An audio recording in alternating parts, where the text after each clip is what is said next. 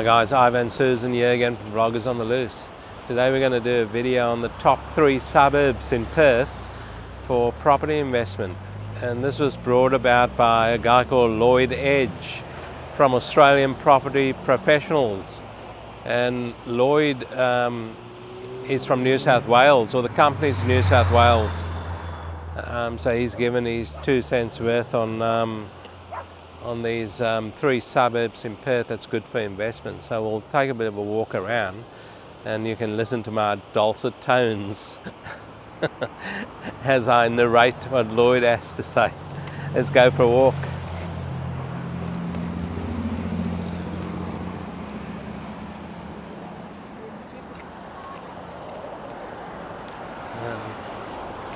Quite busy down here today. We're filming on Good Friday, guys, and I really thought it'd be much less people down at the beach, and now they're out in force. So, where should you be looking for your next property? Well, Lloyd Edge from Australian Property Professionals based in New South Wales recommends buyers look at the gentrifying middle ring suburbs with rising owner-occupier appeal and locations with infrastructure investment like new rail links or hospitals. Edge said Perth would continue to perform, but with significant variation between suburbs. Don't buy into hype, but look for growth drivers, not just rising prices, he said. There's a bit of a view here of it's not actually a beach, because there's a lot of rocks over there. And a bit of a lookout deck over there. So the first suburb Lloyd Edge has come up with, and there is a railway there, and there is a private hospital around there. And I guess you're not too far from the Joondalup health campus out there also. First suburb is Greenwood. And we did a video on Greenwood, guys, so check that video out. The median house price in Greenwood was probably lower than this when we did our video. Because things have moved fairly quickly here in Perth. The median house price in Greenwood is 870,000 Australian dollars. And Greenwood has experienced steady demand from owner-occupiers due to its proximity to the city and coastal areas. Well, it's not that close to the city, but it's okay. It's probably less than 20 k's, so yeah, I guess it's fairly close. Lloyd Edge said while Greenwood is more developed compared to emerging suburbs, ongoing renovations and community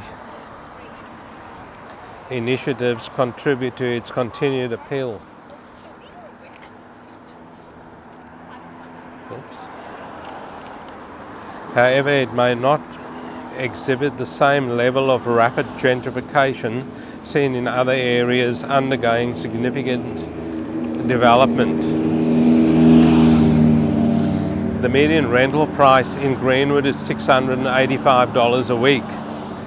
The annual rental growth is 12.3%, not bad, and the annual sales growth is 20.4%. The average number of days for a house to sell is 14. I remember not too long ago the average number of days for houses to sell here in Perth was about 6, so it's doubled now. Guys, the next suburb is a suburb that you hardly hear about. It's called Hilbert, and the median house price there in Hilbert is 667,000 Australian dollars. According to Edge, Hilbert has seen increased residential development lately, transitioning into a more suburban landscape. Hilbert offered affordable housing options attracting first home buyers and investors.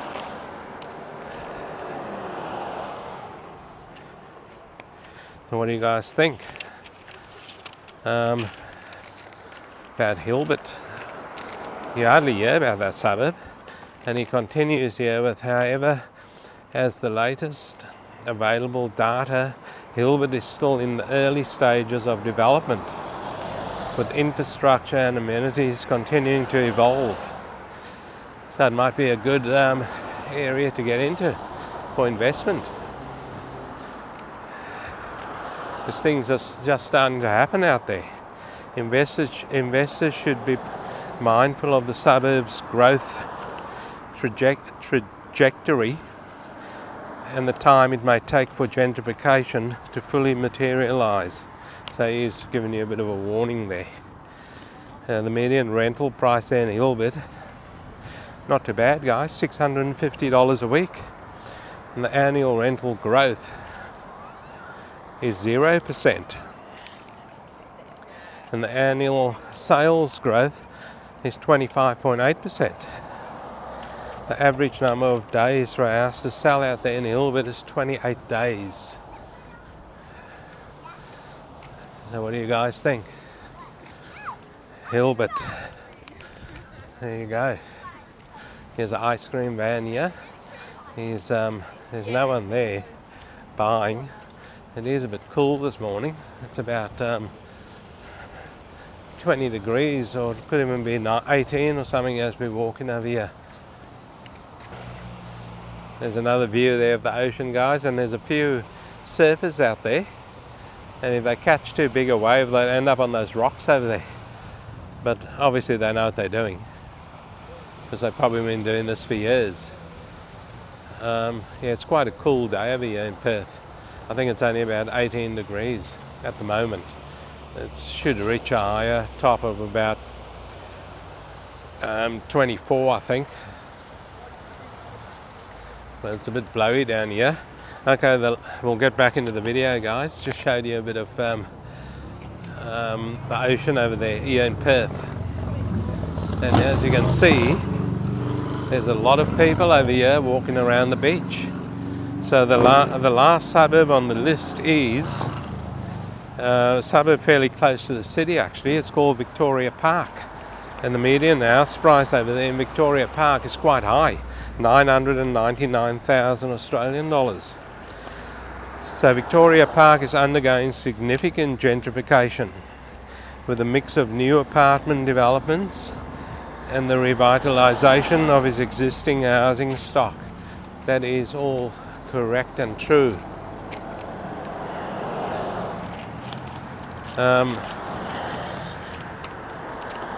Lloyd Edge said the growing appeal for its proximity to the city, yep, I just said that's a suburb close to the city, proximity to the city and the development of the East Victoria Park precinct. We just done a video on East Victoria Park, guys, if you want to check that out. It's quite interesting. We might even link that video to this one for you guys to have a look. With improved amenities and cafes was attracting more owner-occupiers. Yeah, there's a lot going on there in the Victoria Park, East Victoria Park area. And with ongoing investment in local infrastructure, it's becoming a hot spot for those looking for convenience without the high price tag of the city. The median rental price over there, pretty good, guys. Just wait for that loud truck to go past. The median rental price over there is 730 Australian dollars a week. And the annual rental growth is 6.3%.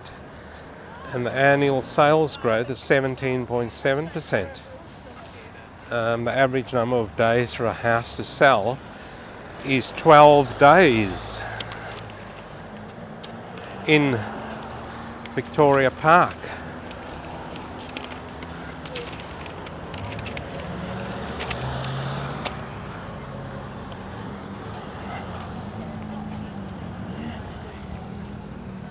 So property powerhouse chief executive Garth Davies said the bloodbath on the Australian stock market and the barrage of tariffs announced by US President Donald Trump would see investor money flow towards the safety of bricks and mortar. Yeah, there was a bit of a bloodbath on the market, but the problem here is a lot of people panic and then they sell at a loss. Don't panic, because you know Donald, he would have been in it for himself and only himself. He brought the market down deliberately, and I did tell Susan this when this all started. I said I think Trump's bringing the market down deliberately so he can get some cheap stock. By that I mean shares. And that's exactly what's happened. Donald, the crafty character. So guys, a little bit closer to home, the NAB, that's a National Australia Bank here in Australia, is now suggesting that the RBA will ease interest rates another 3 times this year, in May, July and August. So all you guys who've got a mortgage, you might be in luck. They're saying about 25 basis points at each meeting. So you've got one, if they do it in 3 different months, you've got 1.5% there, less interest. But my suggestion is, guys, if you're paying 600, say for instance you're paying $1,000 a month on your mortgage repayment, and they ease the interest rates off, continue paying you $1,000 a month. That's the only way you're going to pay your mortgage off, guys. The only way. Don't take that money and go and spend it down the pub or on an extra packet of fags or whatever you spend it on. Continue paying that $1,000 a week. Seriously, that's my advice to people who have got a mortgage. Look at that house across there, guys. What a mess. Obviously worth millions, because that's the view over there. Yeah, they don't even have a side fence. You can see all their wears and tears. There's a couple of G-strings hanging on the line there also. Don't put the camera on it, Susan.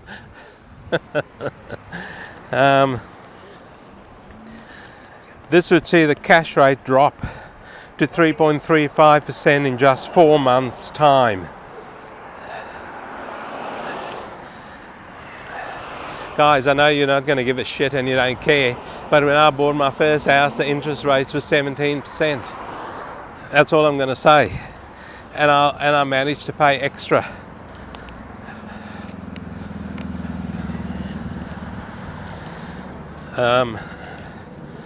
Moreover, ANZ's economics team would not rule out a 50 basis point cut in May if sentiment sours and the global growth outlook deteriorates significantly.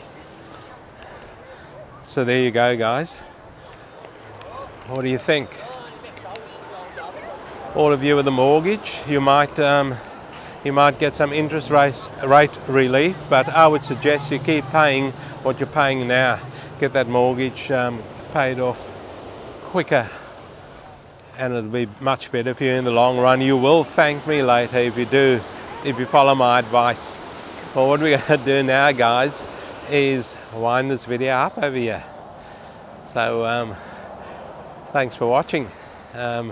Hopefully you enjoyed it. Hopefully it gave you a bit of knowledge on what's happening in the marketplace, and also maybe follow Lloyd Edge's examples there, and try and invest in these suburbs, what he suggested. Do your homework, of course. Always do your own homework. Don't just jump in blindly. Guys, don't forget to give it a thumbs up. Don't forget to like and subscribe, and we will see you in the next one.